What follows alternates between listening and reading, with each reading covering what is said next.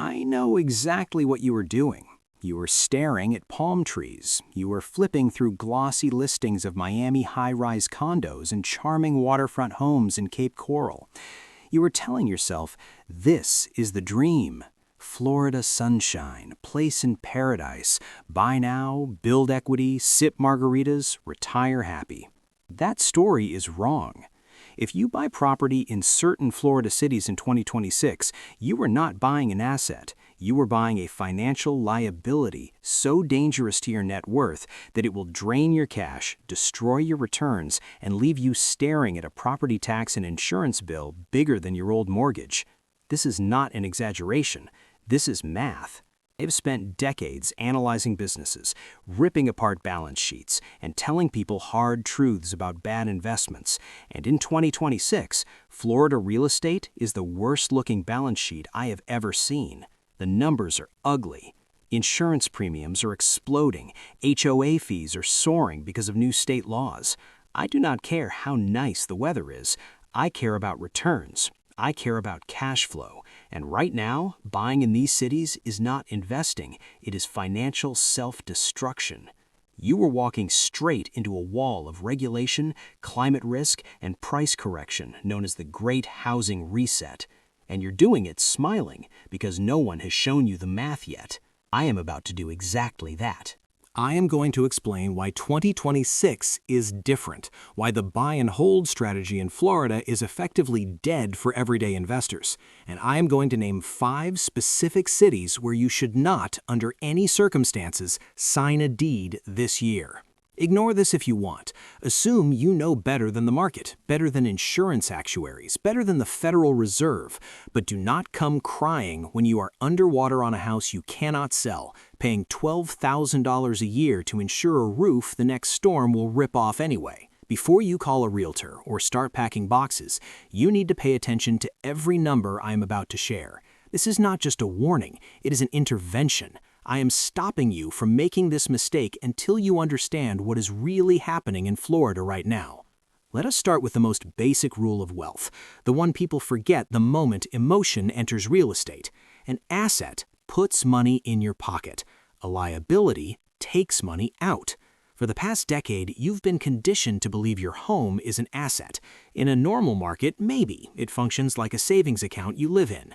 In Florida, in 2026, your home is a cash-eating monster. We are now in what I call a period of cash flow disruption. If you own property in high-risk Florida zones, the total cost of ownership is crushing you.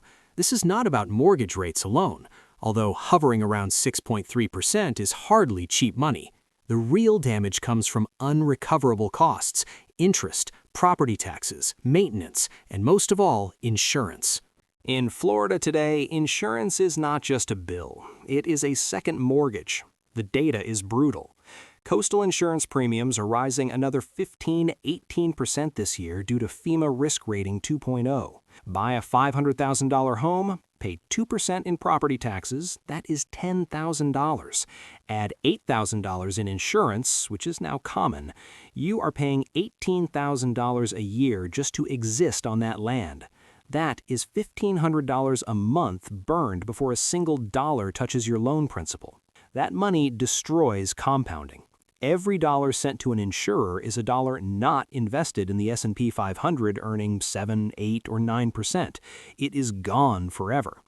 Over 20 years, investing that $18,000 annually at 7% would have grown to nearly $750,000. Instead, you spent it living in a house that may be worth less 5 years from now. Why would prices fall? Because the greater fool theory is breaking. Prices only rise if someone is willing to pay more than you did. Who is doing that when carrying costs are this high? Wages are not rising fast enough to absorb 50% jumps in HOA fees. Buyers hit a ceiling. When buyers disappear, prices adjust. Supply and demand always wins. Now let us get specific. These are the 5 cities on my absolute no-buy list for 2026. The metrics are flashing red. The risk to reward makes no sense. I would not touch these markets with your money, let alone mine. City number 1 is Miami. Miami is ground zero for this insanity. It looks glamorous, it feels global, the nightlife is incredible. Financially, it is a trap. The UBS Global Real Estate Bubble Index ranks Miami as the highest bubble risk city in the world, higher than Tokyo, higher than Zurich. Prices have completely detached from local income and fundamentals. But the bigger danger is the condo reserve crisis. After the Surfside collapse, Florida passed laws requiring condo associations to fully fund structural reserves. That deadline has arrived. In 2026, those bills are landing. I have reviewed condo association finances. They are a mess. Fees were kept artificially low for decades while repairs were ignored. That era is over. Buy an older Miami condo now, and you are buying a ticking assessment bomb. I'm talking about surprise bills of $50, $80, even $100,000 due immediately to fix concrete and roofs. If you cannot pay, the association forecloses. End of story. Miami-Dade condo inventory is piling up because buyers understand this risk.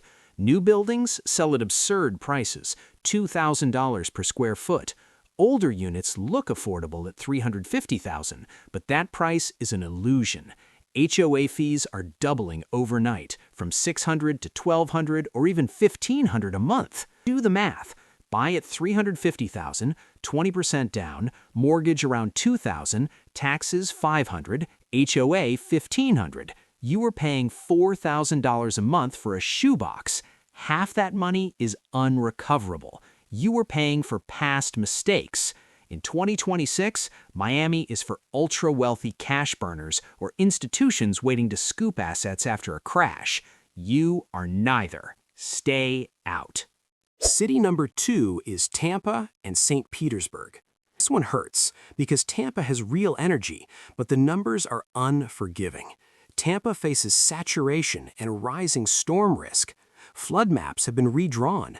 Areas once considered safe now require flood insurance. For investors, cash flow is gone. New apartment supply has softened rents, while ownership costs keep climbing. Cap rates have compressed to 3 or 4%. That is terrible. You can earn more in government bonds or money market funds with none of the hassle or hurricane risk. Buying a rental in Tampa now means subsidizing your tenant. You carry all the risk for returns lower than a savings account. That is not investing. That is charity. City number 3, Cape Coral. If Miami is inflated, Cape Coral is collapsing. It's labeled one of America's weakest housing markets for 2026, with projected price drops exceeding 10% this year. Buy at $400,000 today, lose $40,000 equity in a year, your full down payment erased. Why the failure? It was constructed on illusion. Canals seem idyllic until you recognize extreme flood exposure. Insurance here is shattered. Insurers exit, survivors charge exorbitant rates. Premium to value ratios rank among the nation's highest, $6,000, $7,000 yearly on average homes. Cape Coral exploded during the pandemic. Prices doubled as everyone arrived. Now reality hits. Infrastructure lags. High-wage jobs are scarce. Living expenses choke. People list properties, inventory surges, sellers slash prices, supply overwhelms demand. Picture Bob and Sally. Retirees sell Ohio home, buy Cape Coral Peak in 2024. By 2026, insurance rises 40%. They list, no bites. Cut $20,000, no offers. Cut another $20,000, still nothing. Buyers see insurance and flee. Bob and Sally are stuck, depleting retirement funds to maintain a depreciating asset. Avoid becoming them. Steer clear of Cape Coral. City number 4, Orlando. You assume inland equals safety. Wrong. Orlando grapples with severe affordability issues. Local jobs center on low-pay tourism, hospitality, yet prices soared to unaffordable levels. Buyers were mostly investors chasing Airbnb riches near Disney. That era ended. Orange County tightens short-term rental rules, higher fees, stricter limits. Airbnb's supply glut leaves units vacant half the time. Occupancy falls. Buying Orlando in 2026 for short-term rental income is a wager where the odds favor the house. HOA fees rise too. Not coastal extremes, but nearing $500 for condos, destroying cash flow alongside high rates. I review Orlando deals weekly. Pro formas promise profits. Reality shows negative $500 monthly after vacancy, management, cleaning, and insurance. You're nourishing the monster. Stop. City number 5 is West Palm Beach and Port St. Lucie. This is pure overvaluation. Pandemic migration from New York sent prices vertical. Now reality is setting in. Redfin data shows 93% more sellers than buyers. That imbalance guarantees price declines. Sellers are stuck in 2022 fantasies. The market does not care. With high rates and surging insurance, buying here in 2026 is catching a falling knife. This luxury market is overdue for a serious correction. Those are the 5: Miami, Cape Coral, Tampa, Orlando, West Palm Beach. Do not buy there. I know the pushback. Real estate always goes up. Renting is throwing money away. That is wrong. Renting is buying flexibility. In Florida in 2026, renting wins on pure math.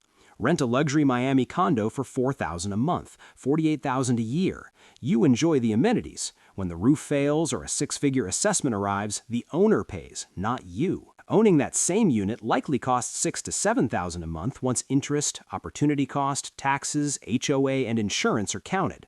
You save $2,000 to $3,000 monthly by renting. Invest that money. Grow it in diversified assets. Let landlords absorb the risk. This is the renter's moment. Smart money rents. Dumb money buys. And stop justifying bad investments with sunshine. Sunshine does not build wealth. In Florida, sunshine damages roofs, fades paint, breeds mold, and drives insurance costs. Emotion and money do not mix. If you want Florida life, rent. Negotiate hard. Landlords are desperate for good tenants. Just do not anchor your financial future to sinking land while insurers exit the state. This urge to buy is driven by fear of missing out. You saw someone make money in 2021. That cycle is over. We are now repricing risk. Insurance companies are signaling danger. Listen to them. So what do you do instead? First, hold cash. Cash earns 5% risk-free today. That is power. Second, consider diversified REITs, especially in data centers, medical offices, and industrial properties away from hurricane zones. Third, invest in the S&P 500. It is boring, it works. Over time, it beats condos burdened by massive carrying costs. Fourth, if you must buy property, buy boring. Midwest. Select Texas markets, watching taxes carefully. Demand cap rates of 6 to 8% and positive cash flow from day one.